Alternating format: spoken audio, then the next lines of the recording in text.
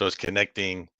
We're across all platforms now. Okay, very good. So tonight we're going to talk about buying raw materials as supply chain assets that your company owns or corporations own to help improve resilience. So Howard, when you brought this topic up, you were talking about GM purchasing a lithium mine in the United States. So why don't you kind of just share more about what that's about and help our audience kind of understand what we're talking about. Then we'll kind of go back and forth about buying assets and owning your supply chain. Talk a little bit more about that. Cool. So here's the first thing. Hey, everyone. Thanks for joining. So it's another big article that I just saw last week, and it's been an ongoing topic, actually. But General Motors, GM, as we're going to refer to it, invested $650 million. So that's an equity investment. Yeah, in a company called Lithium Americas. So Lithium Americas is investing and in making an actual lithium mine in northern Nevada, which is called Thacker Pass. Actually just started manufacturing last year. Just started the actual building of Thacker Pass. It was going through a bunch of legal issues, but now it's a go. And GM is the first company to actually invest in this lithium mine and do it actually locally. So this is the first time we've heard of anything like this, and it's done in Nevada. So this is in the United States. And I thought it was very interesting, straight from a key point of resilience and a focus on resilience. Just how such a big deal that is, right? This is the first. There's been other companies that are investing in lithium mines across the world, right? Talking about globalization again, but GM is taking a unique approach to this, and they're actually investing in the United States, and So not many so companies do that. And this is the biggest, actually, too. so it sounds like what GM is doing is they're pulling in the assets into the United States so they control not only the supply chain, but they control the political supply chain as well, right? Where if they had it in Yeah, China or some other country, then they have to deal with those governments versus owning it in the United States. Then the United States has it and they own it, right? Does that make yeah, sense? yeah. The geopolitical issues are less affected, right, in other parts of the world. So if it's if it's within the United States, like you're saying, the geopolitical issues in China and Europe and other parts of the country are, not as important or another key part to consider. So how do you think this is going to help GM? I mean, they're kind of focusing and turning their attention to electric cars, and so they're kind of securing that supply chain. How do you think that's going to help them in the long run? Oh, it would definitely help in the long run. So think about it from lithium mines, for example, it takes about 7 to 10 years I've been reading to even get it up and running. So it's a really long time. Okay. And imagine if you're Yeah. if you're a car company, right? What are your options? You either invest in a mine or something like that, or put in orders for 7 to 10 years. And for a car company, you won't even have firm orders, so you won't even have those actual orders. So now you're putting on money Right. up front that you don't for orders that you don't have. And GM noticed that the best way to do this is to actually invest in the actual mine. So they're doing a collaborative approach, right? They're giving this company money to help develop them, to give them the equity, to give them the money, the investment they need to actually make this happen. So I was reading that it's actually Right. now going to happen because of thanks to GM. Now they're able to start really getting after this Thacker Pass lithium mine. But going back to your Okay. question, Randy, right? It's actually helping, like you said, control the supply chain. With the $650 million investment, they get the first rights for any kind of production coming out of there. And then when they have a Right. second run, then they get to have first at least bidding on it. So they're really looking forward. They're thinking about the strategic supply chain strategically, thinking about, right, electric vehicles are starting to really increase in demand. They're really pushing it here in California. If you like it or not, right, they're talking about 2035 having it all Right. electric vehicles sold. Mhm. So GM is starting to identify this and really pushing to control their destiny.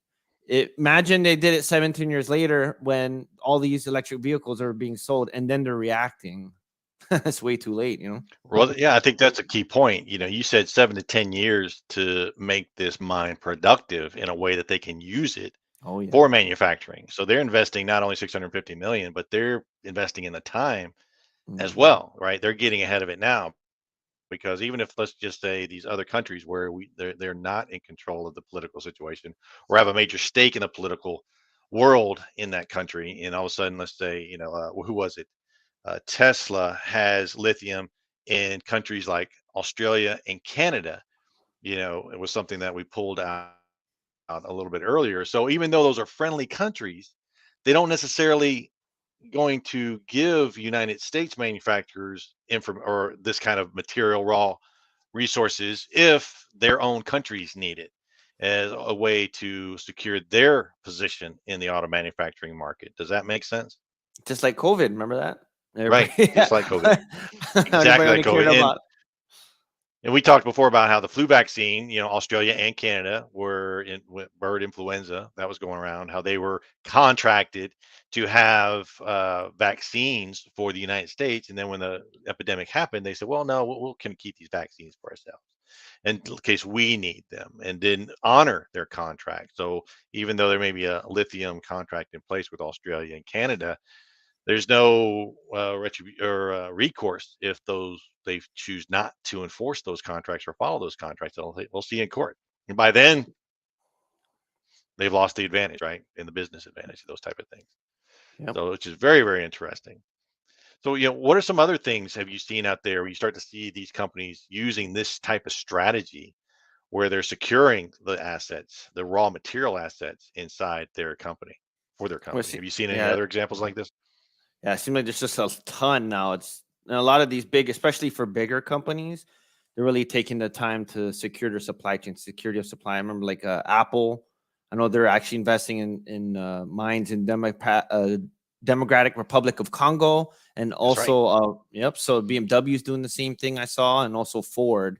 But like I was saying, GM was the first company to actually do it domestically, and that's very Right. interesting, right? And going back to what you're saying too, though, Randy, about the Tesla thing, this is also important for controlling costs. If you saw Tesla led the way with electric vehicles for the first price cut you've seen in a really long time, and also Ford with the Right. Mach E.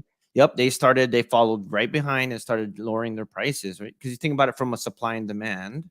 Demand is going up, supply is going down. What do companies have in their arsenal to be able to control costs? One of them, right, is get some of these long-term agreements with these, especially with like Thacker Pass with these lithium producers to actually make it.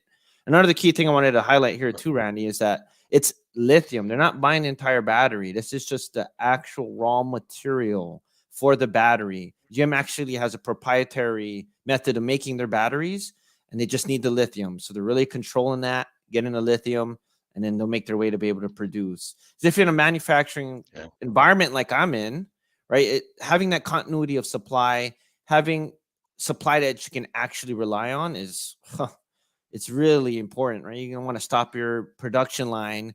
You want to be able to deliver to your customers because you're outpacing the Right. materials that you're trying to bring in. That's a great point. Outpacing your materials. That's where some of the going back to military strategy, right? All we always, you and I always go back to the military side of it, looking at campaigns for World War II.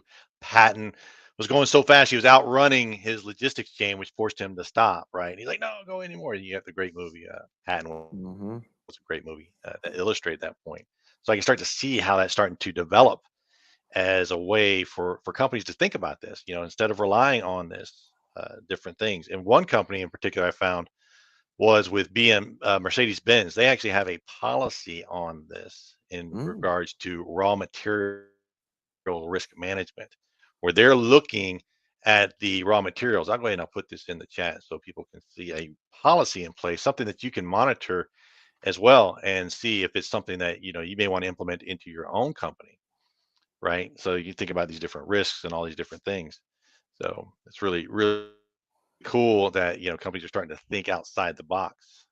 And they have to, right, Randy? Or you're gonna the competition's Right, gonna beat you to it. Like you see, they're not the only car company. GM wasn't the only car company that's identifying this and doing it. GM threw the most right. amount of money at it, and they're going, like I said, from a domestic standpoint. But all these car manufacturers are starting to identify that they really need to control their supply chain.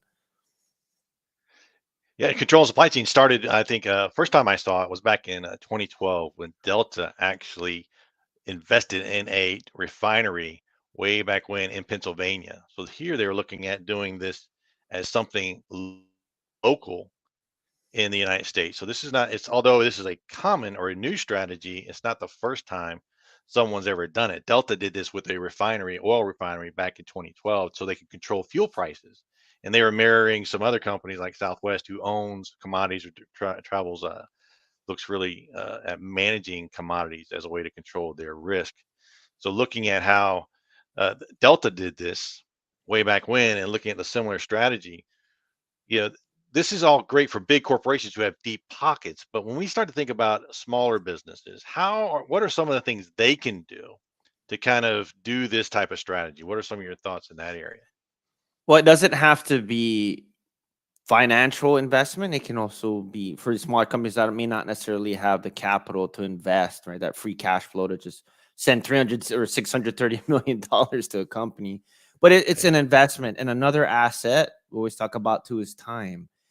Investing the time to work in a collaborative approach with your suppliers, right? So GM is way up there in the supply chain to for their lithium. That's several tiers removed from GM, 2, 3 tiers Right. even, right? So they took the. You can also do that with a smaller company. You can invest your time and also to think ahead, just like GM is doing, talking about the EV thing, right? They're noticing that they want to sell more EVs, that the sales of EVs are continuing to grow. Right? We're not talking about if it's this is talking from a purely supply chain, not focusing on, if it's good or bad for the environment, but from just an actual supply chain, electric vehicle standpoint. They identified the need, thought ahead strategically, knew that this is Right. something they were going to do. What were the requirements ahead of time that they needed to have? One of them, lithium. And so they went for it and invested in that company. Just like you're saying, with these small companies, you're able, if you can work with your suppliers, have that collaborative approach where you meet once a year, go over. I've seen a lot of companies, Moog does it too, Mhm. where you can meet up with your suppliers, so maybe like a supplier meet. Some companies even do that, where key strategic or important suppliers come together and they actually go over, okay, here's the newest things we're going. Here's what's going on next year. Here's what we're planning to do next year in the next 5 years. And really get these companies invested in it, get these suppliers invested. Like, hey, we need you guys in this. This is going to be a teamwork event. And, this is what we want to do. How can you help us? So if we were to look at this lithium example where GM said we're going to invest in a lithium mine, some of their supply partners further down their chain now have an idea of where GM is headed. So they can start to position their company to continue to be a key supplier for GM, where they may be, I'm just using that as an example, they may be focused on petroleum type support parts like carburetors and other things. They need now can start to look at how they need to remanufacture things for EV. So instead of saying having a carburetor, they may need to have a battery assembly or some kind of wire assembly that works with batteries, or cases that would be wrapped around the lithium, battery cases, connectors, different types of parts. Yeah. We could go down the list of things that make a vehicle or any electric vehicle go forward, backwards, hopefully continue to run, but other ways to do that, and which create more parts, right, in the whole process, more parts, more competition, better prices, those supply and demand, as you mentioned before. So that's really interesting that we can, start to look down the chain at these supply chains and say, this is where we're going. And knowing a company like GM is investing so heavily, then these smaller companies who support companies like GM and are enabled to position themselves. The other thought I'd have is like GM is also positioning themselves not only for the EV market, but also for other battery markets, right? Other battery markets where they may need lithium batteries, because lithium batteries are everywhere in Yeah. everything. They're so common now that they actually tell you in airports, take your lithium batteries out of your luggage, make sure you carry them with you, as something to think about. Yeah. So how do you see GM using this strategy for alternate markets? Yeah, I mean, see, maybe like you're saying for batteries, right? Yeah, Um, I mean for it's a, Apple, I mean, go ahead, go ahead. no, Yeah, yeah, definitely. I think that's going to be actually something that a lot of other companies are going to do. And it's just, it has to be done. You have to invest, and in this lithium that is so hard to get and to produce. Going back to the supply and demand thing, if you don't have the supply needed, and you could also lose customers because you're unable to fulfill the need of your customers. Going back to that GM thing, right? How are you going to be able to sell millions of EV cars when you can only afford to make 500,000 of them? And going back to that Thacker Pass example, notice that they found they're expecting 3.1 billion worth of lithium in there, right? That's enough to make 1 million electric cars a year. That really gives GM a heads up, or competitive advantage, making 1 million cars more than they couldn't have. And a lot of these other companies are going to Right. notice this, right? And going back to after COVID, after when supply chains were reliable and you could expect your thing at the right place at the right time. This time and age, it's a lot more different now. It's a lot different now. We have to really think ahead now with our supply chain. There has to be some sort of supply chain strategy in place now. And I think that really showing this right now is the change from tactical firefighting supply chain to a more strategic thinking ahead. How can I get to it? First. What's your Yeah. thoughts? Well, you brought up a million. They can make a million vehicles a year. I just said, okay, well, how many vehicles do? Oh, did the Google orb researched into that and said, okay, well, how many cars are produced each year? And it says almost 9.2 million vehicles are produced in the United States alone. So that's what, 10% or a little bit over 10% of the market they can actually fulfill with the lithium that they're going to produce, as well as 80 million motor vehicles are produced each year, or this was in 2021. So, even though they're going to produce a million worth of lithium, million cars worth of lithium, is still not enough, right? So that really positions them to sell their lithium to other manufacturers who may not be Yeah. in this position, right? So that's interesting, very interesting. Because you think about it's like, and so what? So what's a million vehicles? Is that enough? That's what I would used to do when we plan people. They say, I need all these parts. I say, great. Is that enough? Have you really thought through the process, and is that sufficient? We're planning military strategies or military operations, and we're supporting, not supported. So we're going to support people, and they come to us with their requirements. They say, okay, I'm gonna need 1,000 MREs for an operation. Great, sounds good. How many people you got going with you? A battalion? How many in the battalion? Great. How many days you going to be out there? Okay, so it's, 3 MREs per person per day. A battalion's about 500 people. You're going to be out there for a week, so 500, 3,500. So 1,000 is not enough. We need more, Yeah. right? And they're like, oh, okay, yeah, we need more MREs. What about water? How much water do you need? I haven't thought about water. Well, we got to get water bowls because the water's not out there. It's not potable water, right? It's water that you have to then pull out of the wherever and make it potable. And so you then now have to Okay. transport water, right? Fuel, even, right? Fuel. How many gallons do you need? This many. And it goes back to our military example of people running out of stuff. So yeah, it's interesting that we're talking this way, and but this starts the conversation. How much lithium do we really need? And as technology gets better, maybe we don't need as much lithium to get the same power that we need today. And how do you see this transitioning into your world in the aerospace industry? How do you see this happening or affecting that? Yeah. Well, for us, I've seen increased challenges with raw materials, especially as we get more complex aluminum alloys, more complex, like you said, metals that we're starting to use. A lot of these aircrafts, these newer aircraft are coming out with even more exotic materials that they need. Well, that equals to getting harder to get. Or you have to go to all Yep. these, right? You have to go to these mills and try to get all these different sizes, all these complex, different raw materials.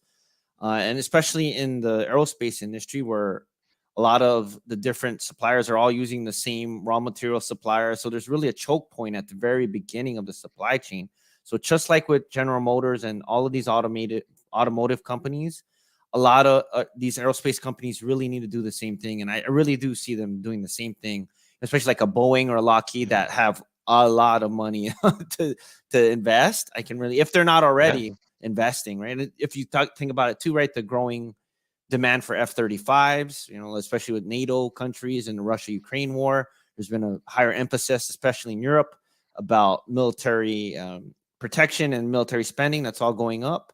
So to be able to keep up, going back to your example about the raw materials and outpacing it, Right. right? Right. We're starting to get in that same situation in the aerospace industry. Being, GM is a lot more higher quantity because they're pumping out cars every day. We're not as quick, but we're still decently high production facility, which requires a huge amount of raw material. Yeah. And if then it's going to be that transition period, right? At what point, how long will it take them? How long will the market take to catch up to their capability or production capability? A million vehicles a year. Well, can they really sell a million vehicles in a year? electric cars when they already have gas producing cars that are out there. So they're going to have that transition period. Another thing to Randy, I Uh, wanted to add too about that was, a lot of some of these companies, like the higher levels, like the Boeing's, Lockheed's, will probably enforce it to their suppliers that they need to, right, through requirements, right. quality requirements, contractual requirements, that you need to put something in place. Even the federal government for federal contracts can also make some Yeah. kind of, right, that hey, you need to have this much material secure. Like you need to have some kind of strategy in place before we even give you this contract. I can definitely They, see they, that happening too. they make it part of the contract or part of the bid proposal. Explain to us how you're going to use electric vehicles to support this contract. At least 10% of this contract must be using electric vehicle assets, which Yeah, then or the forces federal contractors to buy those assets for this contract. For them, it's an investment to win the business. They use that in small businesses. That's a small business requirement that they have, right? Yep, So they need 26% of all federal contracts are required to have a small business initiative or yep. diverse businesses involved in that. And so the government's saying, okay, you want the big gazillion-dollar contract? Well, you need to make sure a part of that goes to small businesses, which forces them to push the money down to the smaller companies. And so, which is really good, really, really good. Actually, I have something about that too, Randy. Actually, the federal government does have something in place for tax benefits That's for right. countries also purchasing in USA or free trade agreements for direct EV raw materials, which Hmm. is lithium. So there's actually a benefit, and the government's really pushing that, right? Because taxes are incentives. There's huge incentives for sourcing the raw materials such as lithium locally in the United States. So GM is also doing this because then they also get a tax break controlling costs. Right. So there's Yeah, tons of definitely, benefits to definitely. doing this. It's a start. It's a start to get the conversation going. Somebody's got to create a requirement, and as that requirement gets created and fleshed out, is well, how supportable is that requirement? What do we need to do? How do we make it supportable? And those are like all the questions we're asking. And here we're starting at the raw materials part. So when we think about this type of strategy, what other types of companies should really start to focus on securing raw materials like lithium mines? Having a significant interest in that. What are some other areas? Yeah, we already said aerospace. I would say, yeah, manufacturing. I mean, automotive. Of course, we already said that. Aerospace. Oh, you got any, Randy? Well, we looked at some of the other companies who've secured assets like Apple, looking at copper and Oh yeah, cobalt. electric company. Yeah, tech companies are making kind of, that's right. Any kind of like phones, for example, you were saying was a good one. So Apple, Mhm. Android, all need to do it. Samsung, which they're already all doing it at the same time too. Maybe even food Well, places. Not yeah. necessarily I don't lithium, but even, also for food. so when I look at the list of companies that currently like this type of strategy, Apple, they have cobalt and copper mines in the Congo, Democratic Republic of Congo. BMW have lithium mines in Australia and Morocco. Ford has cobalt mines and lithium in automakers. Okay, they don't tell where they get them from. Others are other places around the world. If you look at where all the mines are located, they're in third world countries where the cost of labor is really, really low. One of the ways the manufacturing iron left the United States was because it was cheaper to produce overseas than it was in the United States. Yeah. So this need to secure raw materials might create a market to then start to mine those raw materials back here in the United States. States. I got one though, Randy, too, and the medical would be a prime Oh example. yeah, That's a good one. definitely. Medical. Yep. Especially what happened with COVID. We always talk about that when everybody turned inward. Oh man, these medical companies definitely, pharmaceutical companies that have where their material is really important and where they got screwed over in the past with places like China. That's his prime example to get that stuff either right in a free trade country or either in an ally, preferably in the United States. Yeah. One of the things, when we look at a nation, some of the other things I looked at were what are some of the commodities that a country needs to secure for Mhm. self-sustainment? And the list came up. This was from some, Chat GPT helping us out here to doing some research. And this is Chat GPT's opinion. So I'd love for anyone who hears this to kind of maybe weigh in. The main commodity, number one commodity was water. Water, food, energy was number three, medicines number four, metals number five, fertilizers number six, and then defense materials number seven. So Makes if we look at sense. those commodities, the one that everyone takes for granted is water. And you and I California got a talked lot about that now. before. So they say. California's got a lot for now. Got your snow, you got snowed out, right? Got your water, but that's something to think about. Now that you have an abundance of water, how do you manage it so that you don't get in a situation like it was Again, before, yeah, right? Is there other better practices? The things we did when we were low, we should continue to do so we don't get low in the future. right. So but food was number two, but what relates to food is number seven or number six is fertilizers. That's another impact of Ukraine and the Russian war. Is I think what do we say? Like 90% of the world's fertilizers come from Russia. Hmm. So their ability to control the food market or the ability to produce food is something to think about. And so farmers here in the United States may consider fertilizers here. Like, okay, how do we manage our fertilizers? So it's just bigger and better or different thoughts. It's just kind of like starts the conversation, raw materials. And for those on the line listening, as buyer supply chain professionals, is start to look inside your categories and drill down to the raw resources all the way down and see where your raw materials are sourced and controlled and what is the political situation with those countries and all their alternatives in the United States. If so, Map how your can you control them? map your There was supply a chain. Map your supply chain. map your supply chain, and even food was number two on the list. And that was something that came up that states in the United States, actual states, are starting to put in legislation to prevent foreign countries from owning agriculture producing companies like food companies. For example, China bought What to see? Smithfield was a large pork producer in North Carolina, and so that would then put China in control of that food source, right? And by them being in control of that food source, they can say, "Hey, we bought that, bring it all to China," and We're hungry. legally, right? We're hungry, right? We got how many billion people that we have to live with and support, make that difference, and think about it that way. So that's another thing to consider. And that's what we have to know. But if you don't map your supply chain, that's something you talk about in your book is mapping your supply chain. And so for those that go to HKNAPP.com, I'll put it up there, as a way to you know get a free chapter of Howard's book, so you can see more about how to manage your supply chain and build resilience. And it's a key skill of people in the profession. So that's one of our sponsors of this is supply chain management.jobs, SCM.jobs. And that's one of the reasons we have this is bring current trends and issues for professionals to think about so they can implement these into their daily practice and think a little bit ahead. Just like GM, they're strategically thinking 7 to 10 years down the road, right? 7 to 10 years down the road. And that's assuming everything goes really well and there's nothing else That's that right. pops up. So that's something we want to consider as well.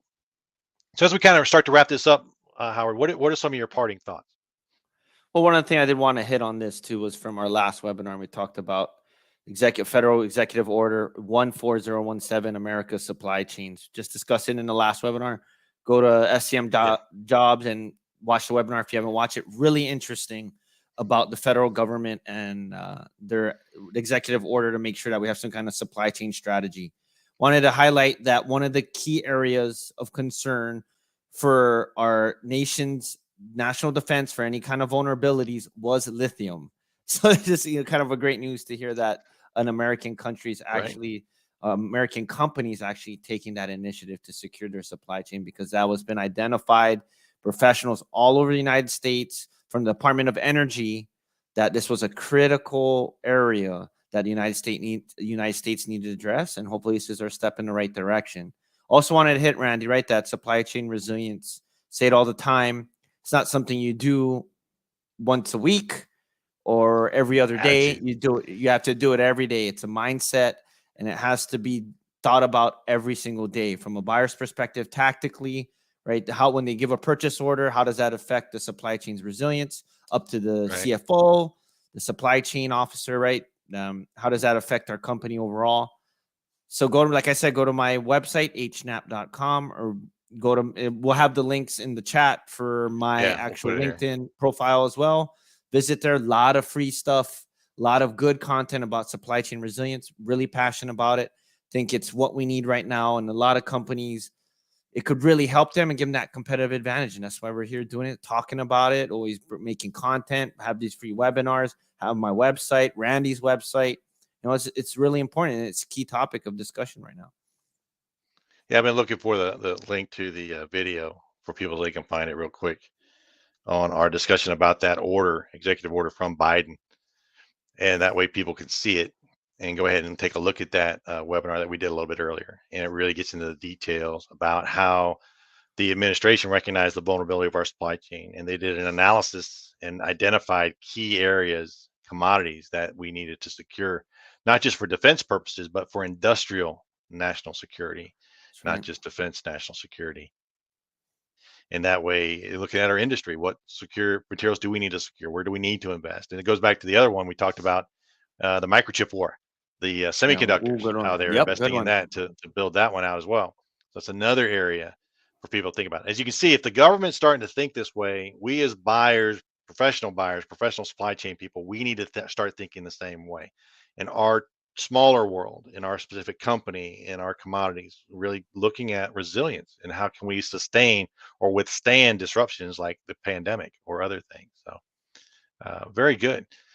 So with that, let me go ahead and wrap this up so we can move forward a little bit. Two things I want to mention, everyone. I'll show you. This is Howard's book. You guys can take a look at it. Let me go and pull that comment down.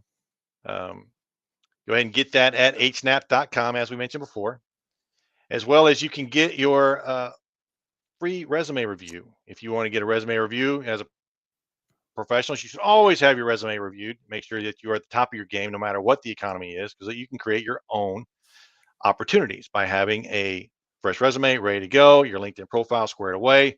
Go to scm.jobs, create an account, and you can post your job there. So you got two great resources today, a free book or a free chapter of Howard's book, as well as a free resume review from scm.jobs. What a deal. So with that, you can't get better than that. You can't get better than that. So with that, have a wonderful evening, and we will talk with you soon.